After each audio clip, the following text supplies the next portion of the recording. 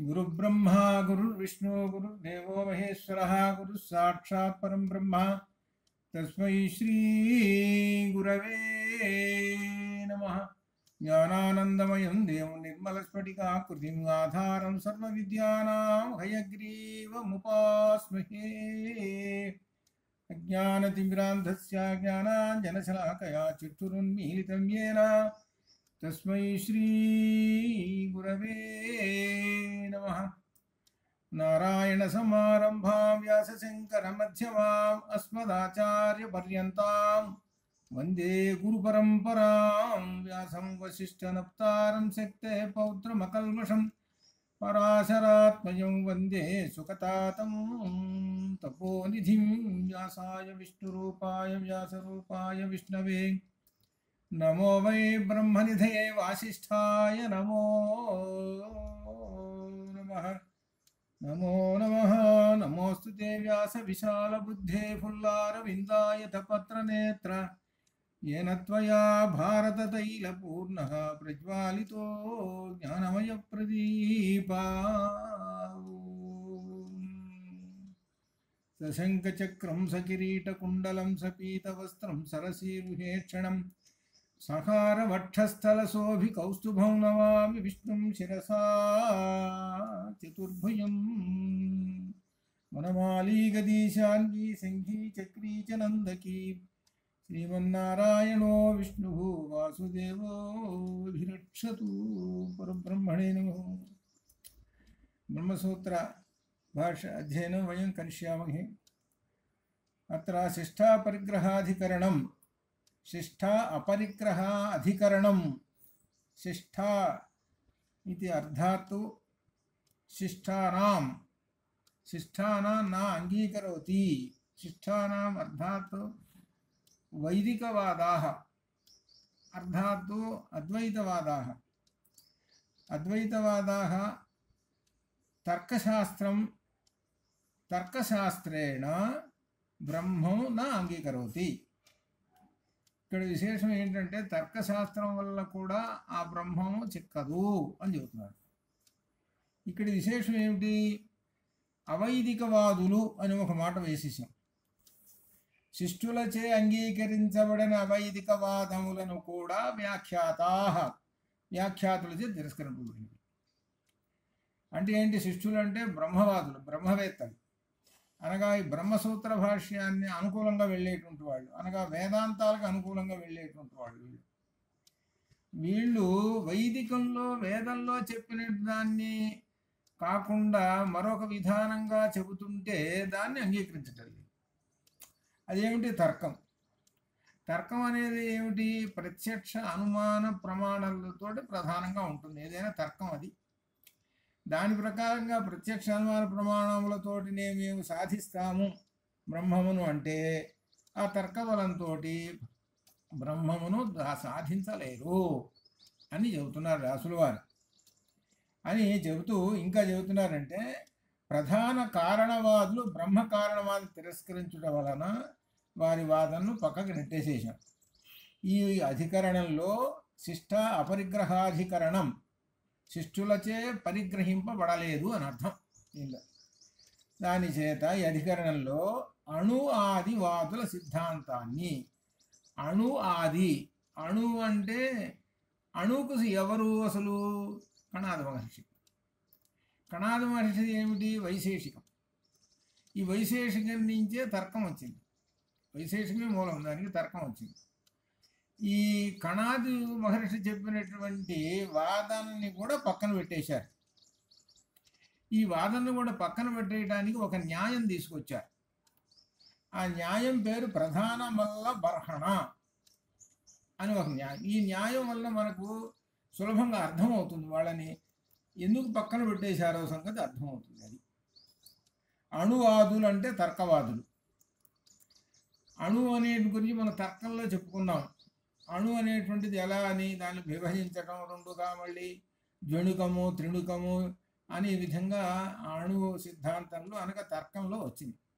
ఆ తర్కంలో వచ్చినది ఏమిటంటే ద్రవ పదార్థాలు అంటే ద్రవ్య పదార్థాల గురించి ఎట్లా ఏమిటి అన్నీ ఒక తర్కశాస్త్రం ఒక సూత్రం చెప్తారు, ఒక లక్షణం. ఆ లక్షణం దాని ప్రకారంగా ఆ పదార్థములకు అన్నీ చెప్పారు అన్నమాట. అట్లా ఒక లక్షణం చెప్పారు ఈ పదార్థానికి. గంధవతి పృథ్వీ అన్నారు, అది ఒక లక్షణం. అది అట్లనే బ్రహ్మానికి ఏమున్నది ఆ లక్షణం చెప్పండి అంటే అసలు లేదని చెప్తున్నారు. బ్రహ్మానికి లక్షణాలు లేవు, ఏమి లేవు అని కూడా చెప్పారు. అటువంటిప్పుడు నువ్వు బ్రహ్మానికి తర్కం ప్రకారంగా ఎట్లా తీసుకొస్తావు? అది అనమాట. తర్కవాదుల వాదములను వ్యాసమనువులు కూడా పక్కన పెట్టేశారు. జగత్తుకు కారణం ఎవరు? బ్రహ్మము. ఆ బ్రహ్మము పరమ గంభీరమైనది, తెలుసుకోవటం శక్యం కాదు, తర్కం చేత కూడా శక్యం కాదు. ఇక్కడ చెబుతున్నది ఏమిటంటే మనకు షడ్దర్శనాలలో మనకు మొట్టమొదట వచ్చినటువంటిది సాంఖ్యం వచ్చింది. ఆ సాంఖ్యం వచ్చింది, తర్వాత వైశేషికము, తర్వాత యోగము, ఇట్లా ఈ విధంగా ఆ షడ్దర్శనాలు 6 దర్శనాలు. ఈ 6 దర్శనముల కూడా బ్రహ్మమును సాధించలేవు అని చెప్పడం అసలు దీనిలో. అయితే ఇక్కడ ఏమంటున్నాడంటే మరి ఒక న్యాయాన్ని తీసుకొచ్చాడు. ఆ న్యాయం ప్రకారంగా అర్థం చేసుకోండి అని చెప్తున్నాడు. ఏమిటంటే ప్రధాన మల్ల బర్హణ అనేటువంటి ఒక న్యాయం. ఈ న్యాయం ప్రకారంగా ఇక్కడ దీనిలో మల్లురు ఉంటారు. మల్లురు అంటే కుస్తీ కొట్లు పడుతుంటారు. ఆ కుస్తీ కొట్లు పడుతుంటే ఒక 10 మంది ఉన్నారనుకోండి. 10 మంది ఉంటే చివరికి ఎవరిని తీరుస్తారు? ఒకడిని చేస్తారు. ఒకడే ఏది మల్లుడు అని వాడు ప్రధానమైనటువంటి వాడని తేలుస్తారు. ఇది అంటే ఒకడు తేల్చడం అంటే ఎట్లా అంటే ఈ ఒకడు 9 మందిని ఓడించాలి. ఈ ఒకడు 9 మందిని ఓడిస్తే అప్పుడు వీడు గ్రేట్, ఈ మల్లుడు వీడు గ్రేట్. ఇది అనేక మంది ఉంటారు మల్లులు. వాళ్ళందరినీ కూడా ఈ ఒక్కడు ఏం చేస్తాడంటే ఓడించేసి తన యొక్క గొప్ప పేరును నిలబెట్టుకుంటాడు అని మనకు కనపడుతుంది.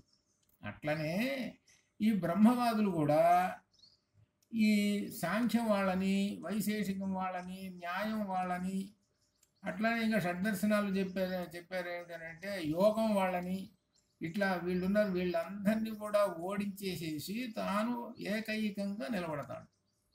అది అనగా వీళ్ళందరినీ ఓడించే సామర్థ్యము బ్రహ్మమునకు ఉన్నది అని అర్థం. అది బ్రహ్మము వచ్చిందంటే మన రంగంలోకి దిగిందంటే వీళ్ళందరూ ఓడిపోతారని అర్థం. అంటే అర్థం ఏంటి? బ్రహ్మము అన్నిటికన్నా ఉత్తమోత్తమైనటువంటిది, దాన్ని అందుకోటువంటి శక్తి ఎవరికి లేరయ్యా, వీళ్ళకు కూడా ఈ సాంఖ్యాదులు కూడా ఏం చేయలేవు అని చెప్పాడు. ఎందుకు చెబుతున్నారు అని అంటే ఇదంతా బ్రహ్మము అనేటువంటి ఆ విశేషమైనటువంటిది వేదంలో ఉంది. వేదం అనేది మొదటిది, దాని తర్వాత వచ్చినవే ఈ సాంఖ్యాలు కానీ ఏమన్నా కానీ.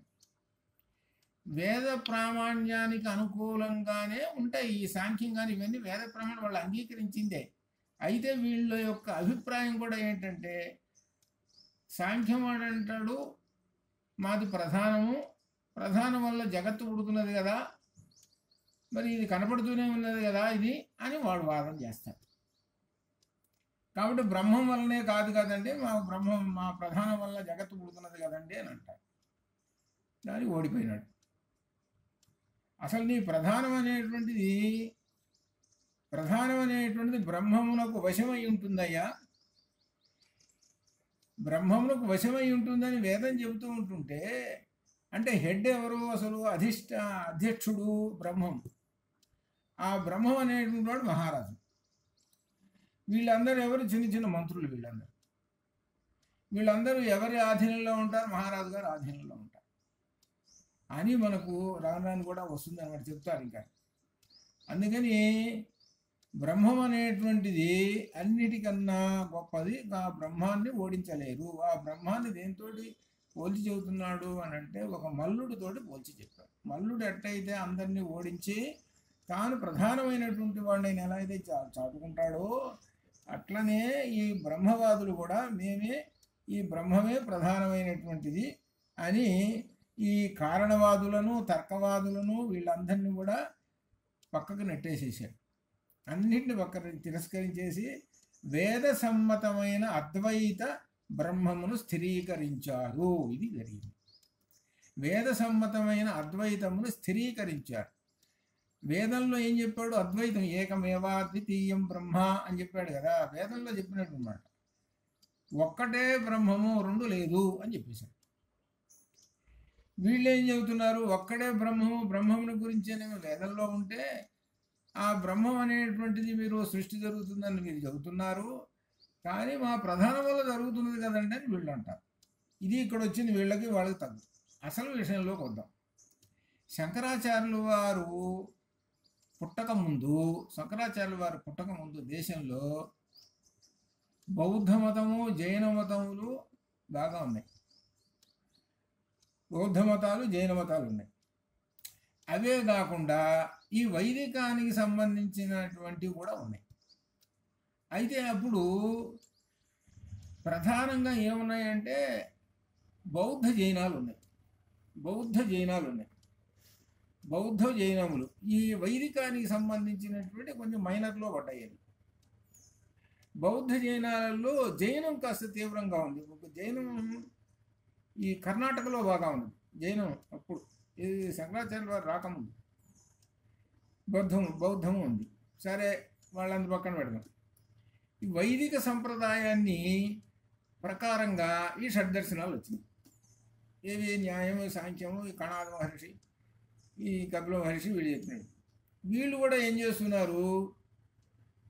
మా సిద్ధాంతమే గొప్పది, మా సిద్ధాంతం ప్రకారమే ఈ జగత్తు పుడుతున్నదని ఈ వేదానికి, అద్వైతానికి కొంచెం ఇబ్బంది పెడుతున్నారు వాళ్ళు. అద్వైతానికే ఇబ్బంది పెడుతున్నారు. అద్వైతం అంటే వేదంలో చెప్పింది దాన్ని కొంచెం ఇబ్బంది పెట్టేస్తున్నారు వీళ్ళు. మేము గొప్ప, వాళ్ళు న్యాయం వాళ్ళు అంటారు, మేము గొప్ప అంటారు. సాంఖ్యం వాళ్ళు అంటారు, మేము గొప్ప అంటారు. యోగం వాళ్ళు అంటారు, మేము గొప్ప అంటారు. ఇట్లా ఈ విధంగా మేము గొప్ప అని అనుకుంటూ వాళ్ళు కూర్చున్నారు. ఇట్లా వీళ్ళు కూర్చున్నారు. సరే, వీళ్ళు కాకుండా ఇంకా 5 ఉన్నారు. వాళ్ళు ఎవరనంటే పాంచరాత్రం. ఏమిటి? ఈ పంచులు, ఈ పంచ 5 అంబికాం, ఆదిత్యాం, అంబికాం, గణనాథంచ, శక్తి అని ఇట్లా 5 ఉన్నాయి. అంటే ఏమిటి? సూర్యుడు, శక్తి, అలానే శక్తి తర్వాత గణపతి, విష్ణువు, శివుడు, ఇట్లా ఒక 5 దేవతలు ఉన్నారు. వీళ్ళు ఏం చేస్తున్నారంటే వీళ్ళు సూర్యుడు గొప్పవాడు, సూర్యుడు బ్రహ్మ పరమాత్మ కాబట్టి సూర్యుడినే మేము ఆరాధిస్తామని ఒక వర్గం. ఇంకొక వర్గం ఏమో శక్తి శాక్తేయులు ఉన్నారు. ఒక వర్గం శాక్తేయులు అంటే అమ్మవారిని ఆరాధించడమే, ఇంకంతే. శాక్తేయులు రెండోది లేదు వాళ్ళకి. గాణాపత్యులు ఉన్నారు. ఈ గాణాపత్యులు అంటే గణపతిని ఆరాధించేవాళ్ళు. గాణాపత్యులు మా వినాయకుడు గొప్ప అని అంటారు. అప్పుడు కాలంలో కూడా వినాయకుడు బొమ్మలు ఉన్నాయి. అప్పుడు కాలంలో వినాయకుడు బొమ్మలు చాలా చోట్ల చిత్రీకరించారు. ఇతర దేశాల్లో కూడా వినాయకుడు ప్రధానంగా ఉన్నాడు. కొంతమంది సూర్యుడు, ఆదిత్యుడు, ఇట్లా వేరువేరుగా ఉంటున్నారు. వీడు దేవతల దగ్గర, దేవుళ్ళ దగ్గరకు వచ్చేసరికి ఏమో మాదో గ్రూపు, ఎవడి గ్రూపు వాడికి అట్టున్నారు. వీళ్ళు వేదాన్ని ప్రకారంగా చెప్పేవాళ్ళే. ఇప్పుడు ఏం చేశారు? శంకరాచార్యుల వారు వచ్చి ఈ 5 పంచాయతనం అంటారు. ఈ 5 తీసుకొచ్చి మీ 5 ఒక ప్లేట్లో పెట్టుకొని, మీరు ఆదిత్యుడిని ప్రధానంగా ఆరాధించే వాళ్ళైతే ఆదిత్యుడి బొమ్మ మధ్యలో పెట్టుకొని మీరు పూజలు చేసుకోండి. అది పద్ధతి. అంటే ఏమిటి? 5 మీరు ఆరాధించాలి. 5 ఆరాధించడమే అనగా బ్రహ్మం అనేటువంటి ఆయన సర్వత్రా ఉన్నాడు. అదేగా వేదంలో చెప్పేది. వేదంలో చెబుతున్నది అదేగా, భగవద్గీతలో కూడా చెప్పింది అదే కదా. వీళ్ళందరూ ఎవరు? పరమాత్మ యొక్క రూపములే. అందుకని ఏకం సత్ విప్రా బహుధా వదంతి ఇంద్రం, యమం, వరుణం, అగ్ని, మాతరిశ్వానమాహు అని చెప్పాడు. ఇంద్రుడు అన్న ఆయనేను, వరుణుడు అన్న ఆయన, అట్లాగే. కాబట్టి వాళ్ళన్నట్టు పరిష్కారం చేశారు. ఈ సాంఖ్యులు వీళ్ళు ఏం చేస్తున్నారనంటే వీళ్ళని ఈ బ్రహ్మసూత్ర భాష్యంలో ఈ సూత్రాలు బయటికి తీశారు. ఈ సూత్రాలు ఎవరు చెప్పారు? వ్యాస మహర్షి గారు చెప్పారు. ఆ వ్యాస మహర్షి గారు చెప్పినటువంటి సూత్రాలకు అర్థం ఎవరికి కాటం లేదు. ఆ సూత్రాలకు అర్థంలో ఏం పెట్టారనంటే వీళ్ళ అన్నిటికన్నా ఈ సాంఖ్యాదులకు అన్నిటికన్నా చాలా పరమోత్తమమైనటువంటిది సాక్షాత్తు బ్రహ్మస్వరూపము అని వ్యాసుల వారు పెట్టేస్తే ఆ విషయం అంతటి కూడా శంకరుల వారు తన వ్యాఖ్యానం చేశారు. ఆ వ్యాఖ్యాన గ్రంథం అప్పుడు బయటకు వచ్చింది, 820లో బయటకు వచ్చింది. అప్పుడు ఆయన బయటకు వచ్చిన తర్వాత ఈ వ్యాఖ్యాన గ్రంథం బయటకు వచ్చిన తర్వాత అప్పటిదాకా ఈ బ్రహ్మసూత్రాలకు అర్థం ఎవరికి అర్థం కావట్లేదు. అప్పుడు క్రమక్రమంగా ఇక రకరకాలైన వాళ్ళు వచ్చేసేసారనమాట. ఈ మతాలు వాళ్ళు అందరూ వచ్చి అందరూ పుస్తకాలు రాయటం మొదలుపెట్టారు. సుమారుగా 50 దాకా ఉన్నాయి ఇప్పటి వరకు కూడా. ఇది బ్రహ్మసూత్ర భాష్య. ఇట్లా అనమాట. ఇట్లా చెప్పింది ఏమిటి, వీళ్ళందరూ చెప్పేది ఏంటంటే ఈ సాంఖ్యాదులను కూడా పక్కన పెట్టేసేసి బ్రహ్మమును స్థిరీకరించారు, అద్వైత బ్రహ్మమును స్థిరీకరించారు. ఇది విశేషం చెప్తున్నారు. అదే ఆ బ్రహ్మమును గురించి భగవద్గీతలో కూడా 2:11, భగవద్గీతలో 2:11, భగవద్గీతలో 2:11 నుంచి అసలు భగవద్గీత ప్రారంభం అవుతుంది. అప్పటిదాకా ఇంట్రడక్షనే అదంతా ఇంట్రడక్షనే. 2:11 నుంచి ప్రారంభం అవుతుంది. ఆ 2:11లో వరుసగా ఆ ఆత్మతత్వాన్ని చెప్పాడు. మొట్టమొదటి చెప్పడం ఆత్మతత్వం చెప్పాడు. దానిలో ఆత్మను గురించి చెబుతున్నాడు. ఆశ్చర్యవత్ పశ్యతి కశ్చిదేనం. ఏనం అంటే ఆ ఆత్మ, ఆ పరమాత్మ పశ్యతి చూస్తున్నాడు. ఆశ్చర్యవత్ ఆశ్చర్యంగా ఉన్నది అది చూశాడు. సరే, ఆశ్చర్యవత్ వదతి తథైవ చ అన్యః. ఇంకొకటి చెప్పాల్సి వచ్చేటప్పటికి ఆశ్చర్యమని అని చెబుతున్నాడు కానీ వర్ణించవయ్యా, నాకు చేత కాదు, అది చెబుతున్నాడు.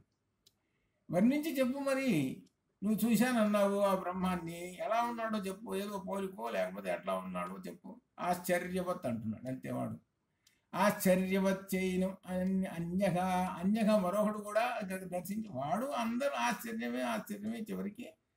కశ్చిత్ ఏనం ఒక్కడు కూడా ఆ బ్రహ్మాన్ని శృత్వాపి వింటమే గాని చూడలేదు. వింటం చెప్పటం బ్రహ్మాన్ని గురించి. మరి బ్రహ్మాన్ని ఎవరు చూశారయ్యా అని అంటే ఆ బ్రహ్మవేత్త బ్రహ్మాన్ని చూశాడనంటే వాడు మోక్షానికి వెళ్ళిపోయినాడు. ఎవరు చెబుతారు మరి? మోక్షానికి వెళ్ళాడు కదండి, వాడు ఎట్ట చెబుతాడండి? మోక్షానికి వెళ్ళిన వాడు మళ్ళీ వాడు రిటర్న్ ఎట్టొస్తాడు? రాడుగా. మరి ఎట్ట చెప్పారు మీరు? ఈ ప్రశ్న పూర్వపక్షం వేస్తే ఎక్కడ చెబుతుంది? ఆయనకి బ్రహ్మం కనపడ్డాడంటే మోక్షంలోకి వెళ్ళాడు. మోక్షంలోకి వెళ్ళిపోయినటువంటి వాడు ఎట్ట చెబుతాడు? బ్రహ్మంలో గెలిచిపోయినాడు కదా. అసలు బ్రహ్మమే అసలు పలకడో గెలకడో అని చెప్తున్నారు. ఎట్లా? ఇక్కడ పూర్వపక్షం వేస్తే అప్పుడు సమాధానం ఎట్లా వస్తుంది? మరి ఎట్లా వచ్చింది ఇదంతా? మరి ఈ ఉపనిషత్తుల్లో ఇదంతా వచ్చింది, అవి వచ్చింది, బ్రహ్మ ఇట్లున్నాడు ఎలా చెప్పావు? అది ప్రశ్న. దీనికి సమాధానం ఏమిటంటే ఋషి మాత్రమే చెప్పగలుగుతారు. ఋషి ద్రష్ట, మంత్రద్రష్ట ఋషి ఆ బ్రహ్మాన్ని దర్శించి ఈ భూమి మీదనే ఉండి దర్శనం చేసుకొని ఆ వాక్కులు చెప్పాడు ఋషి. అందుకనే ఉపనిషత్తులు అంటే వేదాలు అపౌరుషేయములు అన్నారు. మనిషి చెప్పలేదు, పరమాత్మ చెప్పాడు. ఆ చెప్పినటువంటి దాన్ని ఈ విశ్వంలో నిండిపోయినటువంటి వాటిని ఈ ఋషులు అంటే సామాన్యమైనటువంటి వాడు. ఋషి వేరు, ముని వేరు. ఋషి అంటే అర్థం ఏంటనమాట? జితేంద్రియుడు. ఉదాహరణకి మన సప్త ఋషులు ఉన్నారు, గౌతముడు ఇట్లా ఉన్నారు, భరద్వాజుడు, వశిష్ఠుడు, ఇట్లా మనకు ఋగ్వేదంలో కనపడతారు. వాళ్ళు దర్శనం చేసుకొని ఈ వేదాన్ని చెప్పారు. వాళ్ళు చూశారు కాబట్టి వాళ్ళకి ఆ పవర్ ఉంది కాబట్టి వాళ్ళు చూశారు కాబట్టి వాళ్ళు చెప్పారు కాబట్టి మనం ఈ గ్రంథస్థంలో అయిపోయి మనం చదువుకుంటున్నాం. అది దీనికి ఉండేటువంటిది. అందుకనే ఋగ్వేదం చదువుకుంటే నేను రాసే పరిజ్ఞాన పుస్తకంలో దానిలో రాశాను. సుమారుగా 320 మంది మంత్రద్రష్టలు ఉన్నారు. 320 మంది మంత్రద్రష్టల్లో సుమారు 15 మంది దాకా స్త్రీలు ఉన్నారు. వాళ్ళను ఋషికలు అంటారు. ఋషిక అది అనమాట, ఋషికలు. దేవతలు సుమారు 100 మంది ఉన్నారు దేవతలు. ఆ ఋగ్వేదాన్ని ఒక్కసారి కనుక పరిశీలన చేసుకుంటే అంత గొప్ప, ఇంత విశేషమైనదా అని అనిపిస్తుంది. అట్లా అనమాట. కాబట్టి ఆ వేదము ఏం చెప్పింది అయ్యానంటే అద్వైతము చెప్పింది. దానికి ఎటువంటి పరిస్థితుల్లో దాటడానికి వీల్లేదు, ఎవరు దాటలేరు అని చెప్పడం ఇందులో శిష్ట అపరిగ్రహం. శిష్టులు పరిగ్రహించలేదు, అపరిగ్రహం. శిష్టులు అనగా బ్రహ్మవేత్తలు, వాళ్ళు పరిగ్రహించలేదు అని ఈ అధికరణంలో చెబుతున్నాడు అని ఈ ఆత్మని గురించి చెప్పేసేసాడు. కాబట్టి ఒక న్యాయం తీసుకొచ్చాడు, ఆ న్యాయం ద్వారా చెప్పేసేసాడు. న్యాయం ఏంటి? ప్రధాన వల్ల వర్హణ. ఆ మల్లుల్లో వాళ్ళతోటి వాడు పోటీ పడ్డాడు, చివరికి వాడికి ఇచ్చేసాడు.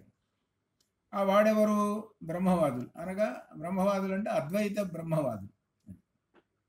అద్వైత బ్రహ్మవాదులు గెలిచారు. అనగా దీనిలో ఏం చెబుతున్నారు అనమాట? అద్వైతమేనండి అని చెబుతున్నారు. అందుకనే ఏకమేవా ద్వితీయం, ఏకమేవా ఒక్కటే, రెండు కాదు, బ్రహ్మము ఒక్కడే అనేటువంటి మాట మనకు చివరి దాకా వచ్చేసింది. చివరి దాకా అంటే రచనల్లో మనకు అన్నమాచార్య రచనలు ఉన్నాయి. అదంతా ఎట్లా? పద్యాలు కాదు కానీ గేయం, గేయ రూపంలోకి కూడా వచ్చేసింది. బ్రహ్మం ఒక్కటే, పరబ్రహ్మం ఒక్కటే, అక్కడ దాకా వచ్చేసింది. అనగా వేదంలో సారము చివరికి ప్రజల దాకా వచ్చేసింది. అంటే ఆ గేయం ఎంత ఉంది ప్రజల్లోకి, ఆయన అన్నమాచార్య ఆ గేయం రాసి ప్రజల్లో వాడుతున్నాడు, బ్రహ్మం ఒక్కటే, పరబ్రహ్మం ఒక్కటే అని. అది గొప్ప విశేషమైనటువంటి ఆ వేదం అక్కడ దాకా వచ్చింది. కాబట్టి అటువంటి విషయాన్ని ఆ బ్రహ్మమును గురించి చెబుతున్నాడు. కాబట్టి ఆ బ్రహ్మమును ఎవరు అతిక్రమించలేరు, ఆ బ్రహ్మమును అని చెబుతారు. ఇంకా బ్రహ్మమును గురించి కూడా మనకు ఉపనిషత్తుల్లో చాలా విశేషంగా చాలా చోట్ల చెప్పినటువంటి విషయాలు ఉన్నాయి బ్రహ్మం అంటే. కానీ చివరికి ఏంటంటే తెలిసి బ్రహ్మ పదార్థాన్ని నిర్వర్తించండి అంటే నిర్వచించలేము. అస్థూలం అనను, అస్థూలం స్థూలము కాదు, అణువ అణువంత కాదు, అణోరణీయాన్ మహతో మహీయాన్ అని చెప్పుకుంటూ పోతారు. అట్లా ఉంటారు. దానికి ఉదాహరణలుగా మనం చెప్పుకోవాలంటే మనకి ఈ గ్రంథాలు భాగవతం చదువుతుంటుంటే అప్పుడు అనిపిస్తుంది, అణోరణీయాన్ మహతో మహీయాన్ ఆత్మసి జంతో నిహితం విహాయ విహిత అని ఈ విధంగా చెబుతుంటుంటే చాలా గొప్పగా అప్పుడు ఉదాహరణలతోటి అప్పుడు మనకి అర్థం అవుతుంటుంది. కాబట్టి మనం బ్రహ్మాన్ని నిర్వచించలేము. ఆ బ్రహ్మాన్ని అది తనంతట తాను అనుభవించినప్పుడే తెలుస్తుంది అని చెప్పటం అన్నమాట. లోపల పరమాత్మ అనేటువంటి వాడు ఉన్నాడు అని. ఆ పరమాత్మ మన శరీరంలో ఉన్నాడు, ఆపాదమస్తకం ఉన్నాడు. ఎలా ఉన్నాడు అని అంటే రూపం ఉందా? రూపం ఏమి లేదు. ఆ ఉన్నంతసేపు ఆ బ్రహ్మం ఈ శరీరంలో ఉన్నంతసేపు ఈ శరీరం పనిచేస్తూ ఉంటుంది. ఆ బ్రహ్మం అట్లా తొలగిపోగానే మరి శరీరం ఏం లేదు. అందుకనే మనకు సుషుప్తి అవస్థ చెప్పింది. అందుకే చెప్పింది సుషుప్తి అవస్థ. సుషుప్తి అవస్థలో గాఢ నిద్రలో ఉంటాడు వాడు. ఈ గాఢ నిద్రలో ఉన్నప్పుడు ఈ ప్రపంచాన్ని మర్చిపోతాడు. వాడికి బాగా వచ్చు అనుకున్న పారాయణలు అవి మంత్రాలు అన్నీ వచ్చు అనుకోండి, సుషుప్తిలోంచి లేస్తాడు. లేచిన తర్వాత మర్నాడు పొద్దున్నే మళ్ళీ మొత్తం పారాయణలు చెప్పేస్తుంటాడు, మొత్తం మంత్రాలు చెప్పి. ఎక్కడి నుంచి వచ్చినాయి? సుషుప్తిలో ఎక్కడున్నాయి అవి? అది ప్రశ్నేస్తారు. సుషుప్తిలో అవన్నీ ఎక్కడ దాక్కొని ఉన్నాయి అని ప్రశ్నేస్తారు. సుషుప్తిలో ఎక్కడ ఉన్నాయి అంటే బ్రహ్మములో ఉన్నాయి. ఆయనలో బ్రహ్మం ఉన్నాడు, బ్రహ్మంలో ఉన్నాయి. నేను బ్రహ్మంలో నిక్షిప్తం చేసి పెట్టాడు. మళ్ళీ కళ్ళు తెరుచుకొని వచ్చేస్తాడు. బ్రహ్మం యొక్క ఆధీనంలోనే ఉంటాయి వరుసగా ఇంద్రియాలు, ఇంద్రియాల మీద మనస్సు, మనస్సు మీద బుద్ధి, బుద్ధి మీద ఆత్మ, ఆత్మ మీద పరమాత్మ. అవి ఒక్కొక్కటి ఒక్కొక్క స్టేజ్ ఎట్లా అని ఇంతవరకు చెప్పేసిన తర్వాత భోక్త్రాపతి అధికరణం. భోక్త్ర, ఇక్కడ భోక్త్ర అంటే భోక్తృ, భోక్త తినేవాడు, భోక్త తినేవాడు, భోక్త తినేవాడు. ఇక్కడ విశేషం ఏమిటంటే ఒక విశేషం భోక్త భోగ్యం. భోక్త ఏం చేస్తాడు? భోగ్యమైన వస్తువుల్ని తింటాడండి. అక్కడ మనం ఎదురుగా తినదగినటువంటి వస్తువులు ప్లేట్లో పెట్టి వాడిని కూర్చోబెట్టే తింటాడు. అప్పుడు వాడిని భోక్త అంటాం. ఆ ప్లేట్లో ఉన్నవన్నీ కూడా భోగ్యములు, ఇది అర్థం. ఇప్పుడు వాడు తిన్నాడు అవన్నీ, ఆ అన్నం అటువంటివన్నీ తిన్నాడు. అది ఆ ప్లేట్లో ఉన్నవన్నీ అన్నమే కదా, మరి తిన్నాడు. ఈ తిన్నవాడు ఎవడు? ఒక భోక్త. సరే, ఆ ప్లేట్లో అన్నం ఉన్నది, అన్నం అనుకుందాం. అన్నం ఏమిటి? అన్నం బ్రహ్మేది వ్యజనాత్ అన్నాద్ధేవ ఖల్విమాని భూతాని జాయంతే అన్నేన జాతాని జీవంతి అన్నం ప్రయంచ విషం విశంతీతి తద్విజ్ఞాయ అని చెప్పేసి ఆ ప్లేట్లో పెట్టినటువంటిది అన్నం ఏంటంటే బ్రహ్మం అని పెట్టాం. మరి తినేవాడు ఎవడయ్యా? వీడు బ్రహ్మమేగా. అంటే భోగ్య వస్తువు ఏమిటి? అది బ్రహ్మమే. ఈ తినేవాడు వీడు బ్రహ్మమే. కాబట్టి ఇద్దరు బ్రహ్మమే. ఆ విషయం దీనిలోకి ఎట్లా చెబుతున్నాడో చూద్దాం. దీనిలో భోక్తాపత్రే భోగ్యము భోక్త రూపం ఒకటి వలన అవిభాగశ్చేత్ భోక్త భోగ్యము విభాగము లేకుండా పోతున్నాయి. లోకవత్తు లోకములోని సామాన్యము వలె చూడాలి. భోక్తృ భోగ్యములు రెండును సదా విభాగములే, విడివిడిగా ఉంటాయి. చేతనుడైన జీవుడు భోక్త, ఈయనకు అన్నము శబ్దాది విషయాలు భోగ్యములు. లోకంలో భోక్త భోగ్యముల విభాగం సామాన్యం. లోకంలో ఏం పెడతారంటే విడిగానే చెబుతుంటారు. ఏంటి? భోక్త అండి. అసలు భోక్త అనే మాటకు అర్థమైంది కదా. మేము చదువుకునేటప్పుడు విన్నాం. కొంతమంది చెబుతుంటారు, ఏమండి ఇవాళ మా ఇంటికి భోక్తగా రావాలండి అని అంటుంటారు. మా ఇంటికి భోక్తగా రావాలండి అని అంట. ఏమిటయ్యా మీ ఇంటి భోక్తగా అంటున్నారు, ఏమిటి విశేషం? ఏముందిలండి, మా ఇంట్లో శ్రవణ మాసం వరలక్ష్మి వ్రతం బ్రాహ్మణుడికి భోజనం పెడితే మంచిదేనండి, అందుకని భోక్తగా రావాలంటే అని అంటారు, పిలుస్తారు. అందుట్లో భక్తిగా పిలిచేటువంటి వాళ్ళల్లో బ్రహ్మచారి దొరికాడంటే చాలా అదృష్టం. వాళ్ళే గృహస్థులు అంటే దొరుకుతారు సరే, బ్రహ్మచారి దొరకడం చాలా గొప్ప అదృష్టం. ఆ బ్రహ్మచారిని ఎవరు దిక్కుతారు? అందుట్లో బ్రహ్మచారులు ఎవరు? ఈ వేదం చదువుతున్నటువంటి వాళ్ళు, ఇటువంటి వాళ్ళు, అటువంటి వాళ్ళు దిక్కితే ఇంకా మంచిది. ఏదో మామూలు బ్రహ్మచారి అంటే ఏదో స్కూల్కి పోయి కాలేజీకి తిరుగుతుంటాడు, ఇంగ్లీష్ వాడు కాదు, వీడు కావాలి. వీడు కావాల్సి వచ్చేటప్పుడు వీడు పట్టుకోయేవాడు. అట్లా మేము చదువుకునేటప్పుడు ఒకరిద్దరు ఉన్నారు, వాళ్ళని పిలిచిపోతుంటారు. ఇప్పుడు టీవీలో కూడా వస్తుంటారు, ఆయన పేరు తర్వాత చెబుతున్నా. దీనిలో కూడా బ్రహ్మసూత్ర భాష్యంలో కూడా ఉన్నాడు ఆ మహానుభావుడు. ఆయన్ని పిలిచేవాళ్ళు, అప్పుడు భక్తగా పిలిచేవాళ్ళు. ఏది శ్రవణ మాసంలో భక్తగా పిలిచేవాళ్ళు. అంటే ఏమిటనమాట? భోక్త అంటే ఏంటి అనమాట? తినేవాడు. ఏమిటి? భోగ్యములను భోజ్యములను తినేటువంటి వాడు అని అర్థమైంది. అది ఇక్కడ ఏం చెబుతున్నాడు? లోకల్లో సహజంగా భోక్త భోజ్యాలు రెండు సామాన్యంగా విడిగానే చెబుతుంటారండి. భోక్త భోగ్యంగా, భోగ్యం భోక్తగా ఈ విభాగానికే ముప్పు కలుగుతుంది. అది ఇటు ఇటుదట్టు పెట్టకూడదు, దేనికి దానికేను అని చెబుతున్నాడు. ఈ రెంటికి మూలము బ్రహ్మమే, అది తెలుసుకోండి. తినేవాడు బ్రహ్మమే, తినేవాడు బ్రహ్మమే. ఆ తినబడుతున్నది అన్నము బ్రహ్మమే. అదే మనకు ఇందులో గీతలో వచ్చింది. బ్రహ్మం బ్రహ్మార్పణం బ్రహ్మకవి బ్రహ్మజ్ఞో బ్రహ్మణాహుతం. ఇది కొంతమంది అన్నం తినేటప్పుడు చదువుతారు. అన్నం తినేటప్పుడు చదువుతారు. బ్రహ్మార్పణం బ్రహ్మవి బ్రహ్మజ్ఞో బ్రహ్మణాహుతం బ్రహ్మైవతేన గంతము బ్రహ్మకర్మ సమాధి. అప్పుడు మనం అసలు వాస్తవానికి ఏం చేస్తుంటామంటే, ఏముంది అన్నం తింటున్నాం కదా అనుకుంటాం. కాదు, యజ్ఞం చేస్తున్నాం. మనం అన్నం తింటున్నాం అని అంటే అర్థం ఏంటంటే యజ్ఞం.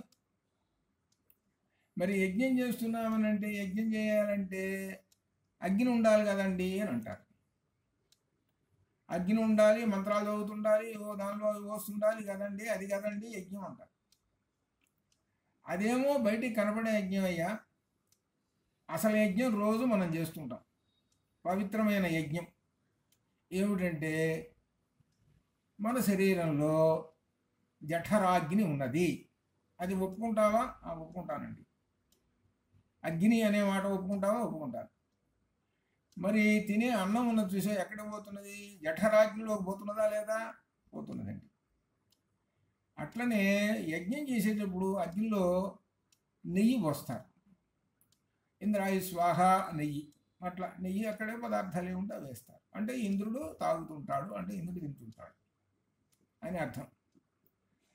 అట్లనే మనం ఈ వస్తువుల్ని, ఆహార పదార్థాలని ఎలా వేస్తాము అని అంటే, వెంటనే కొంతమంది అన్నం ముందు కూర్చోగానే దేవుడు అనేటువంటి లేదు, ఏమిటో బరా వేసుకొని తింటేస్తుంటారు.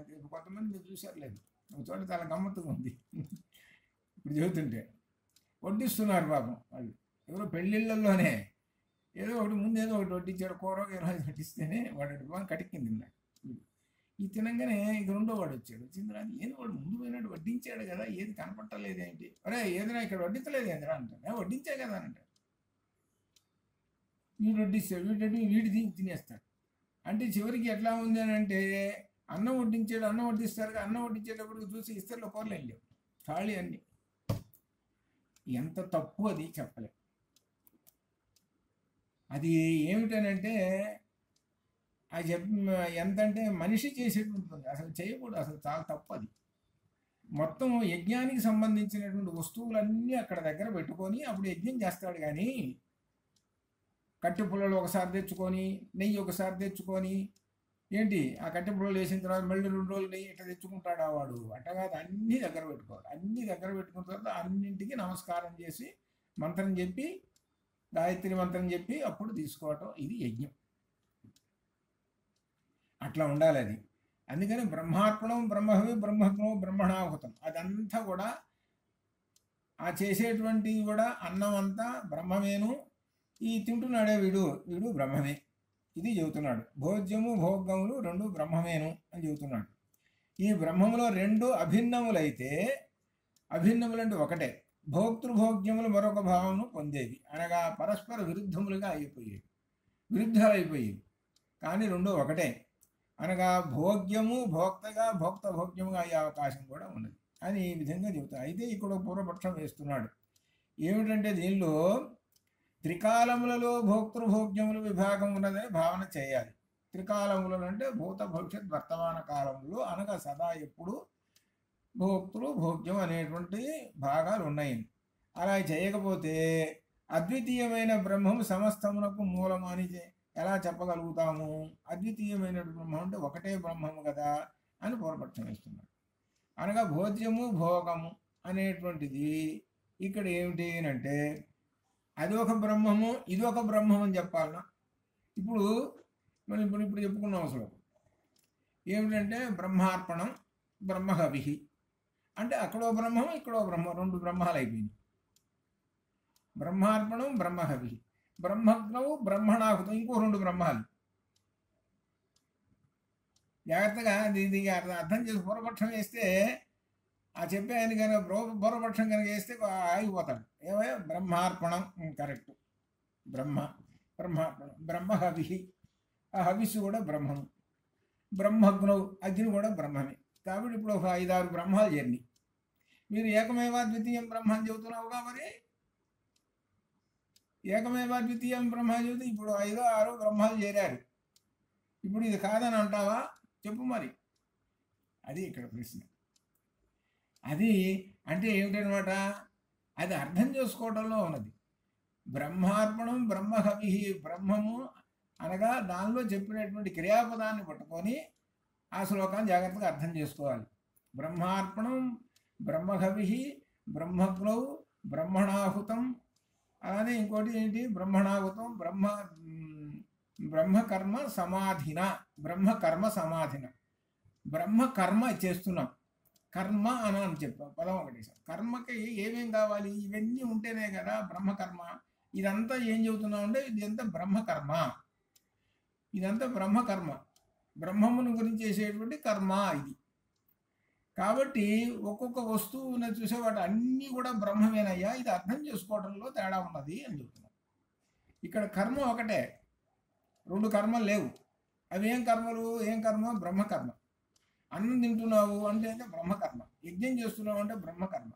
ఇది అట్లా అనమాట. ఆ అర్థం చేసుకోవడం దీనిలో ఉంది. అది అట్లా ఆ విధంగా. సరే, ఇక్కడ ఈ బ్రహ్మము సమస్తమునకు మూలమని ఎలా చెప్పగలుగుతాము అనే ప్రశ్న చేస్తున్నాడు. అని చెబితే దాని సమాధానము సముద్రం ఉందండి, ఒక ఉపమానం తీసుకొచ్చారు. ఈ ఉపమాలంకారం అనేటువంటిది ఉన్నది కాబట్టి మనకు అర్థాలు అవుతుంది. ఈ ఉపమాలంకారము, రూపకాలంకారం, ఉత్ప్రేక్షాలంకారములు కూడా ఎక్కడి నుంచి పుట్టిన? వేదంలోంచి పుట్టినాయి. ఇప్పుడు ఒక ఉపమానం పట్టుకొచ్చేసాడు. సముద్రం ఉన్నది, ఆ సముద్రంలో నురుగు, తర్వాత బుద్భుదము, తరంగం. బుద్భుదం, నురుగు అంటే తెల్లగా వైట్, ఫుల్ వైట్ ఉంటుంది. బుద్భుదం అంటే బుడగలు, వర్షం పడుతుంటే బుడగలు పడుతుంటాయి కదా, అట్లా.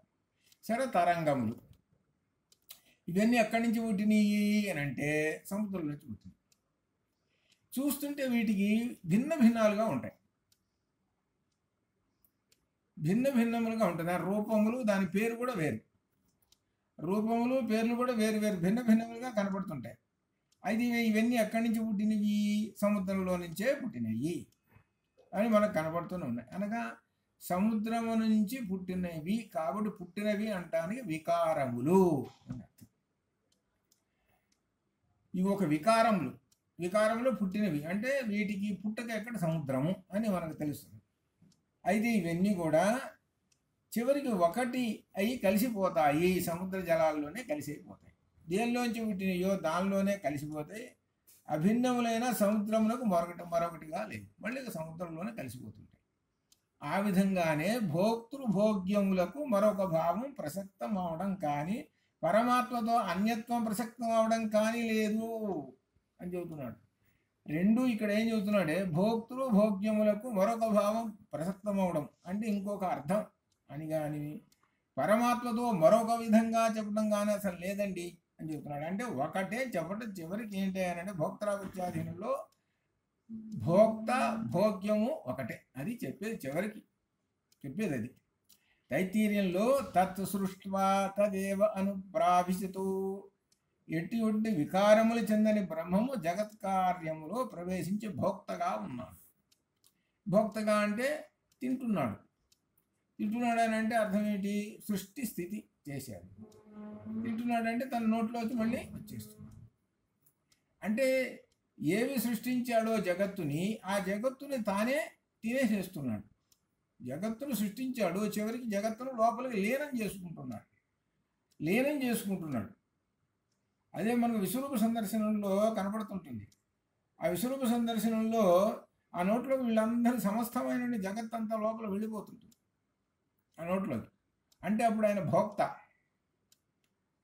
భోక్త అయిపోయినాడు. ఇవేమో ఈ జగత్తులు ఇవన్నీ కూడా భోగాలు ఇవన్నీ, వీటన్నిటినీ ఆయన తీసేస్తున్నాడు. కాబట్టి ఈ జగత్తులో ఉండేటువంటి సమస్త పదార్థములన్నీ కూడా ఆ పరమాత్మకి భోజ్యములు అని అర్థం. ఒక్కోసారి చూసుకోండి, ప్రకృతి వైపరీత్యం వస్తుంది. ఇప్పుడు ఆ కేరళలో ప్రకృతి వైపరీత్యం 3 నెలల దాకా పోయినాడు. మనకి టీవీలో ఇంట్లో చెబుతున్నాడు. ఎవరు ఊహించలేదు కదా ప్రకృతి వైపరీత్యం అనగా అర్థం ఏంటి? ఆ పరమాత్మ తన యొక్క ఆ జగత్తుని తానే లీనం చేసుకున్నాడు, అప్పుడు భోక్త అయినాడు. వీళ్ళన్నీ కూడా భోజ్యాలైనవి. ఒకసారి అక్కడ చార్ధాంలో ఇప్పుడు 8 ఏళ్ల క్రితం 7 ఏళ్ళు 8 ఏళ్ళు మేము వెళ్ళొచ్చిన మరణ సంవత్సరం 20,000 మంది 20,000 మంది ఆ నీళ్ళు అవన్నీ వచ్చి మంచులు వచ్చేసినాయి, మొత్తం అయిపోయినాయి. అప్పుడు ఇదేంటి ప్రకృతి వైపరీత్యం. అదేంటి అటువంటిప్పుడు ఏమనుకోవాలంటే ఆ పరమాత్మ భోజ్యం అయిపోయింది వీటికి అని అనుకుంటారు. అది అట్లా. సరే, ఈ విధంగా చెప్పిన తర్వాత ఎటువంటి వికారాలు చెందని బ్రహ్మం జగత్కారణంలో ప్రవేశిస్తుంది కాబట్టి భోజ్యము భోక్త రెండు బ్రహ్మమే అని చెబుతున్నాడు.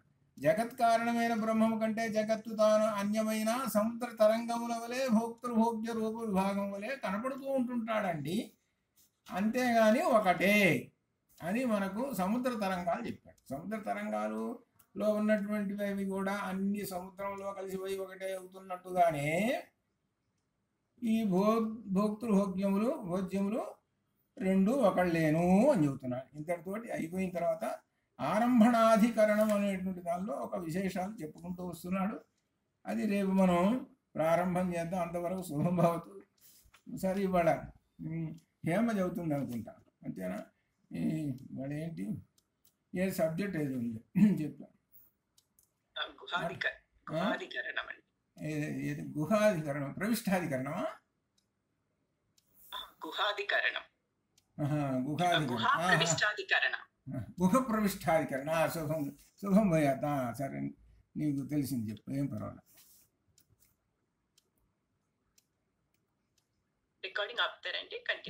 సరే, అయిపోతుంది, చెప్పేసేయి, నీకు వచ్చి చెప్పేసేయి. శ్రీ గురుభ్యో నమః. హరి ఓం. బ్రహ్మసూత్ర భాష్యం మొదటి అధ్యాయంలో 2వ పాదంలో 3వ అధికరణము గుహా ప్రవిష్టాధికరణము. ఈ అధికరణంలో మొదటి సూత్రం గుహాం ప్రవిష్ట వాత్మనౌ హి తద్దర్శనాత్. ఇక్కడ గుహం అంటే హృదయాకాశంలోని బుద్ధి గుహ, ప్రవిష్టౌ అంటే ప్రవేశించిన, ఆత్మానౌ అని ద్వివచనం వాడారు, అంటే జీవాత్మ పరమాత్మ. తద్దర్శనాత్ అంటే సమాన స్వభావం ఉన్నట్టుగా కనబడుతుంది. ఈ సూత్రానికి రెఫరెన్స్ మనకి కఠోపనిషత్తులోని మంత్రం ఋతం పిబంతౌ సుకృతస్య లోకే గుహాం ప్రవిష్టౌ పరమే పరార్థే ఛాయా తపౌ బ్రహ్మ విదో వదంతి పంచాగ్నయో ఏ చ త్రినాచికేతాః. దీని అర్థం కర్మానుసారం ఒకే శరీరంలో పరస్పరం భిన్న గుణములు గల ఇరువురు వెలుగు నీడల వలె హృదయాకాశంలోని బుద్ధి గుహలో ప్రవేశించి ఉంటారు అని 2 రకాల వారు చెప్పారు. ఒకరు బ్రహ్మజ్ఞానులు, బ్రహ్మవిధులు, మరొకరు అగ్నిచయనాది కర్మలు చేసే సంసారులు. ఇప్పుడు పూర్వపక్షం, బుద్ధి ఉన్నది ఎవరు? జీవాత్మ, జీవాత్మ లేక జీవాత్మ మరియు పరమాత్మ లేక క్షేత్రజ్ఞుడా? మరొక ప్రశ్న పూర్వపక్షం వేసినది ఋతం పిబంతౌ అని విభజనం వాడారు కనుక ఇద్దరు జీవాత్మ పరమాత్మ కర్మ ఫలములను అనుభవిస్తున్నారని చెప్పుకోవాలా? దీనికి సమాధానం ఇక్కడ కఠోపనిషత్తులోని వాక్యం సుకృతస్య లోకః అన్నది జీవుడికి మాత్రమే వర్తిస్తుంది. జీవుడు తన సుకృత దుష్కృత కర్మ ఫలములను అనుభవించుతూ ఉంటాడు. పరమాత్మ సాక్షిభూతంగా ఉంటాడు. ఆయనకు కర్మ ఫలములు ఉండవు. కర్మ చేస్తేనే కదా కర్మ ఫలాలు. జీవాత్మకు కర్మలు ఉంటాయి తప్ప పరమాత్మ సాక్షిభూతంగానే జీవుడు చేసే కర్మలను చూస్తూ ఉంటాడు. ఇక్కడ మన సంస్కృతంలోని క్షత్రియ న్యాయం ఉపయోగించి అర్థం చేసుకోవచ్చు. మనకి బాగా వర్షం పడుతున్నప్పుడు కొంతమంది దగ్గర గొడుగులు ఉన్నాయి, మరికొందరి దగ్గర గొడుగులు లేవు. కానీ వర్షం పడుతుందని గొడుగులు తీసుకుని నడుస్తున్న వారి చెంతనే గొడుగులు లేనివారు నడుస్తూ ఉంటే అందరూ గొడుగులు పట్టుకుని నడుస్తున్నట్టుగా కనపడుతుంది. కానీ నిజానికి కొంతమంది దగ్గరే గొడుగుంది. అలాగే జీవాత్మ దగ్గర పరమాత్మ సన్నిహితంగా ఉండటం వల్ల జీవాత్మ కర్మ ఫలములను అనుభవిస్తున్న పరమాత్మ కూడా అనుభవిస్తున్నట్టుగా కనపడుతుంది. కానీ పరమాత్మకు కర్మ ఫలములు ఉండవు, కర్మలు ఉండవు కనుక ఫలములు ఉండవు. శరీరంలో ఉన్నది ఒకే ఆత్మ. జీవాత్మ పరమాత్మ రెండు ఒక్కటే, ఒకే స్వభావం కలవారు. మరి రెండుగా ఎందుకు కనపడుతుంది అంటే అజ్ఞానం వల్ల కనపడుతుంది. ఇక్కడ మనం మహదాకాశం ఘటాకాశం ఉపమానం తీసుకోవచ్చు. ఒక కుండ తయారు చేసి మనం పెడితే ఆ కుండలో ఉన్నదాన్ని ఘటాకాశం అంటాం, బయట ఉన్నది మహదాకాశం. ఇప్పుడు కుండ వలన మనకి రెండు ఆకాశాలుగా కనపడుతున్నది. అదే కుండ పగిలిపోతే ఘటాకాశం మహదాకాశంలో కలిసిపోతుంది. సో ఇక్కడ అజ్ఞానం ఉన్నంత వరకే మనకి జీవాత్మ పరమాత్మ అని రెండుగా అనిపిస్తుంది.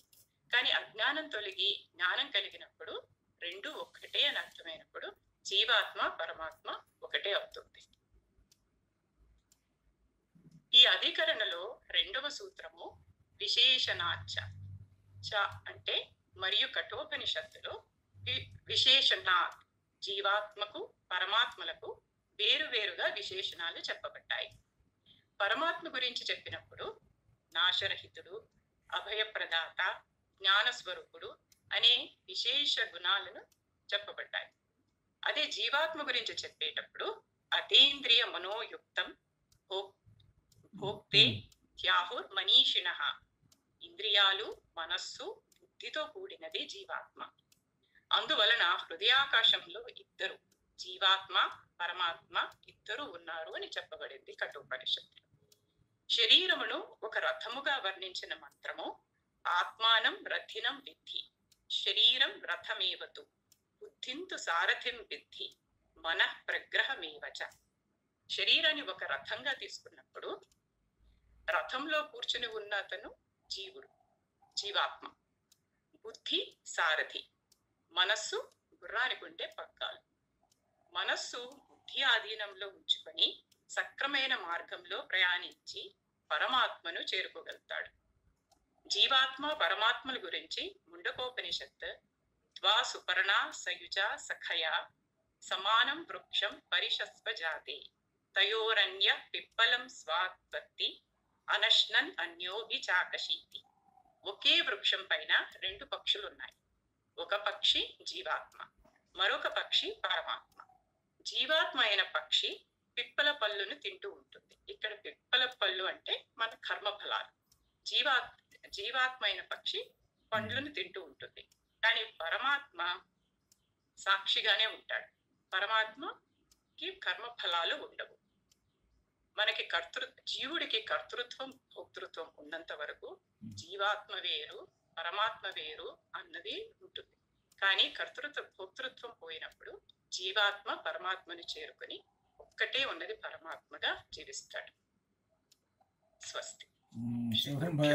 చాలా వివరణ, జీవాత్మ పరమాత్మ వివరణ చాలా బాగా ఉంది, చక్కగా బాగుంది. నాకు చాలా సంతోషం ఉంది. ఎందుకంటే ఆ చెప్పినటువంటి విషయాన్ని బాగా గ్రహించుకొని మళ్ళీ ఎక్స్ప్రెషన్ చేయటం అనమాట. అంత గొప్పగా ఉంది. ఇప్పుడు ఇంత క్రితం మన ఇద్దరు చెప్పారు వాళ్ళు, అట్లనే నువ్వు కూడా చాలా విశేషంగా బాగా ఉంది. ఎందుకంటే మీరు భవిష్యత్తులో అంటే ఇది మళ్ళీ ఇంకొకరికి చెప్పడానికి మీకు ఇది ఒక చిన్న అనుభవం అవుతుంది. ఎందుకంటే మనకు వచ్చిన విద్యని పంచినప్పుడే ఆ విద్య యొక్క సార్థకం, లేకపోతే విద్య యొక్క సార్థకం కాదు.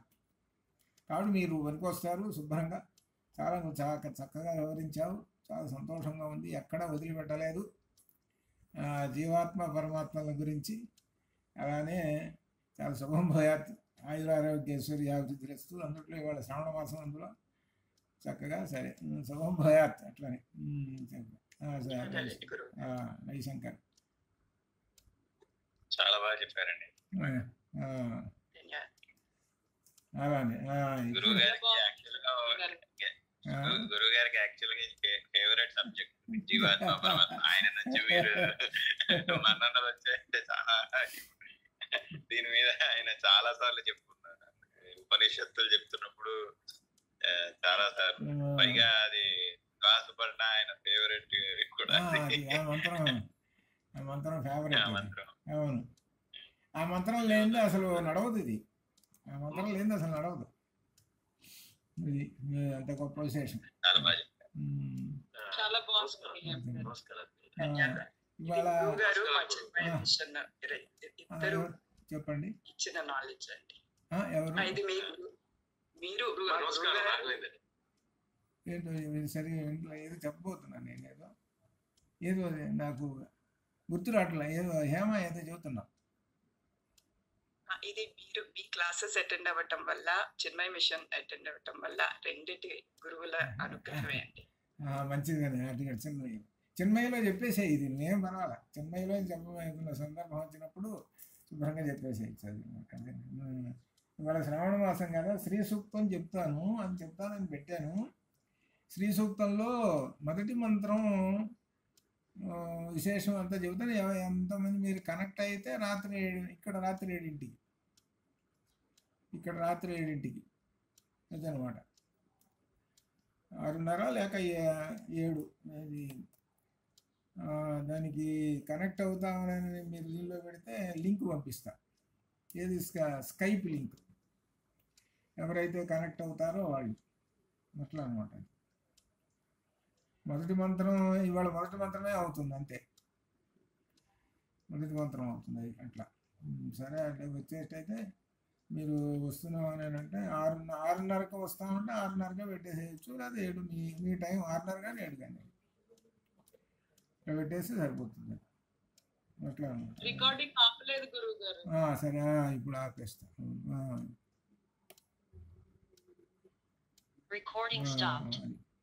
ఇప్పుడు అయిపోయింది. అది అట్లా, అది సంగతి. సరే చక్కగా బాగుంది.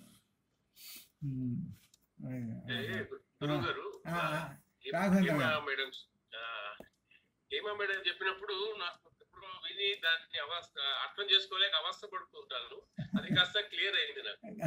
లాస్ ఆఫ్ ఐడెంటిటీ అని ఇంగ్లీష్ లో ఈ పుస్తకాలు ఇవన్నీ సంస్కృతం తెలుగు రాక కనపడ్డ పుస్తకాల్లో చదువుతుంటే కన్ఫ్యూజన్ ఎక్కువైపోయి ఈగో అని ఐడెంటిటీ పోవాలని అనుకుంటూ ఉంటారు. అది ఏంటనేది కర్తృత్వ భోక్తృత్వాలు ఉన్నాయని ఇంత విరళంగా ఇప్పుడు అర్థమైంది. Thanks madam.